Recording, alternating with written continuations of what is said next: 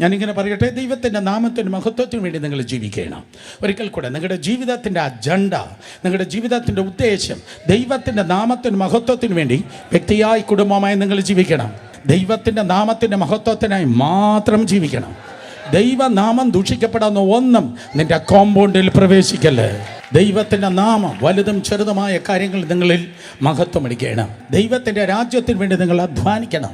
LDF-നോ UDF-നോ മൂന്നാം മുന്നണിക്കോ വേണ്ടിയല്ല, പകരം ദൈവത്തിൻ്റെ രാജ്യത്തിന് വേണ്ടി നിങ്ങൾ അധ്വാനിക്കണം. ദൈവത്തിൻ്റെ ഇഷ്ടം ഭൂമിയിൽ സ്തോത്രം നിങ്ങളിലൂടെ നിറവേറണം. നിങ്ങളുടെ ഇഷ്ടമല്ല, നിങ്ങളുടെ സൗകര്യമല്ല, മറ്റുള്ളവർ കാണിക്കുന്നത് പോലെയുള്ള കാര്യം എനിക്കും വേണമെന്നല്ല, പകരം ദൈവത്തിൻ്റെ ഇഷ്ടം. ദൈവഹിതമില്ലാത്ത എല്ലാം പൊളിയട്ടെ, ദൈവഹിതമില്ലാത്ത എല്ലാം അടയട്ടെ, ദൈവഹിതമില്ലാത്ത എല്ലാം മാറിപ്പോകട്ടെ. അങ്ങയുടെ ഇഷ്ടം സ്വർഗത്തിൽ പോലെ ഭൂമിയിലാകണമേ. അങ്ങനെയാണെങ്കിൽ ദൈവത്തിൻ്റെ നാമത്തിന് മഹത്വത്തിന് വേണ്ടി, ദൈവത്തിൻ്റെ രാജ്യത്തിന് വേണ്ടി, ദൈവത്തിൻ്റെ ഇഷ്ടത്തിൽ നിങ്ങൾ ജീവിക്കുന്നെങ്കിൽ സ്തോത്രം, നിങ്ങൾ ചോദിക്കുന്നതിനേക്കാൾ ചിന്തിക്കുന്നതിനേക്കാൾ അത്യന്തപരമായി നിങ്ങൾക്ക് ആവശ്യമുള്ള ആഹാരം ദിനം പ്രതി ദൈവം നൽകും. അർത്ഥം സ്തോത്രം, ദൈവത്തിൻ്റെ കൃപയാൽ ദൈവം നിങ്ങൾക്ക് കരുതുന്ന കർത്താവായി വെളിപ്പെടും.